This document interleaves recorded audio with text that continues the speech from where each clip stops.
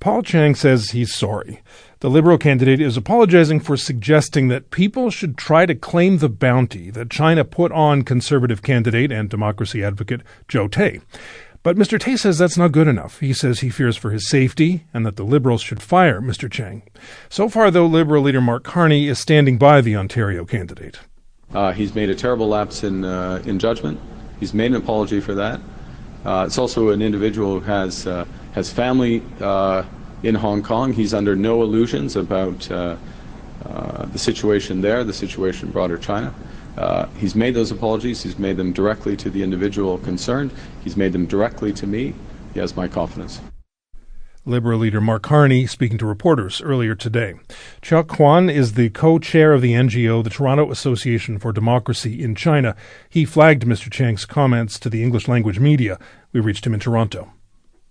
Chuck, Mark Carney says that Paul Chung has his confidence. He called this a lapse in judgment, and that echoes what Paul Chung was saying in his online statements as well. What would you call what happened? A lapse in judgment is not the right term to use for this kind of what I call violation or even crime. He's speaking to a Chinese press and thinking that nobody in the English press would know anything about it, and so he kind of felt free to speak his mind. And I believe that what he's saying is what he firmly believes. So in that sense, I don't take that as a good excuse to excuse him. So you don't think it's as some have put it, that potentially a bad joke? You believe he was it's serious? It's not a bad joke. Even if it's a bad joke, then it is inappropriate for an incumbent politician, a Canadian citizen, to be making this kind of joke, even if it was a joke. This is a case of foreign interference and transnational repression. So it's a double whammy. Issues that we've been raising for a long time. Mm-hmm. This is beyond misjudgment. This is beyond misquote. And this is beyond joking. As you know, police in Hong Kong issued this bounty back in December for information leading to Joe Tay's arrest. It is worth $1 million Hong Kong dollars. That's 184,000 Canadian. Why was he targeted, do you believe? Why is this bounty on Mr. Tay's head? You know, actually, Mr. Tay is not even a politician. He was an entertainer when he was in Hong Kong. He might immigrated to Canada some time ago, and he happens to have a internet radio station called Radio Free Hong Kong, critical of policies in Hong Kong and China. So that displeases the Hong Kong government and the Chinese government, and hence their bounties put on him. Now, you know, there are a lot of more people deserving of this bounty. Certainly, Joe Tay is not the priority. So why in that? It's all about electoral interference, because they knew Joe Tay was running as a conservative candidate. Year and a half ago, Joe Tay has been working on his writing, collecting support, mm-hmm. and trying to be the next conservative candidate to oppose Paul Chung. We did reach out to Joe Tay for an interview and for comment. He wasn't able to speak with us today. He did issue a statement saying that what has happened is making him fear for his safety.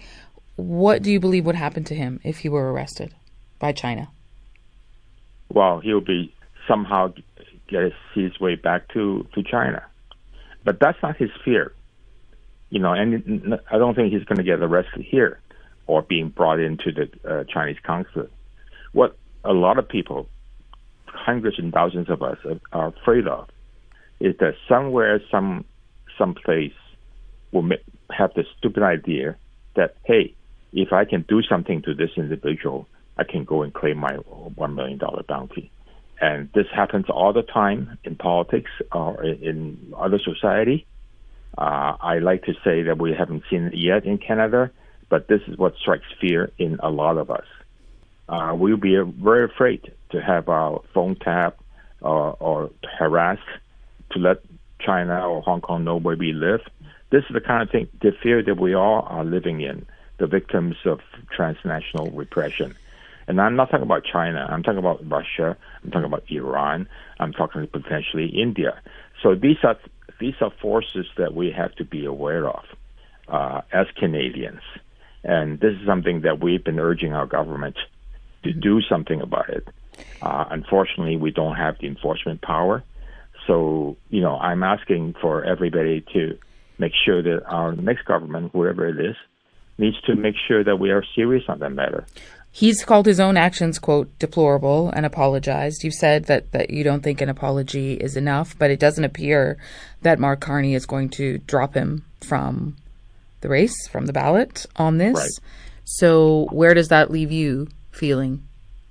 How does that leave you feeling? Frustrated, because we broke the news in the first place, and because he thought, Mr. Chiang thought that he could get by with just speaking to the Chinese media. And there's a whole language firewall where Canadians do not understand Chinese would not catch this thing. And luckily we caught it and we brought it up to the English media so that everybody would know.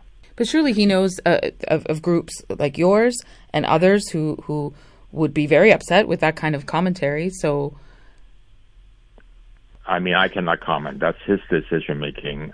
Certainly, I can't comment on whether he knows us or not. But certainly, he should have known that there are people watching him ever since he won the last election. Mm-hmm. And I want to say one more thing. This is not just happening with the Liberal Party. This is happening with the Conservative Party as well. What they're doing right now is they're not appointing any candidates who were outspoken to China. So this is a total surrender also by the other party to say, okay, we just won't appoint anybody to run in this election who might have been critical of China or Hong Kong. So this is the kind of atmosphere that we are operating under. Do you think Mr. Chung, if not asked to step aside, do you want him to volunteer to do that? I would think that either him or Mark Carney should do the right thing. Chuck, I appreciate your time. Thank you. Thank you. You're welcome. Chuk Kwan is the co-chair of the Toronto Association for Democracy in China, a human rights NGO. He's in Toronto.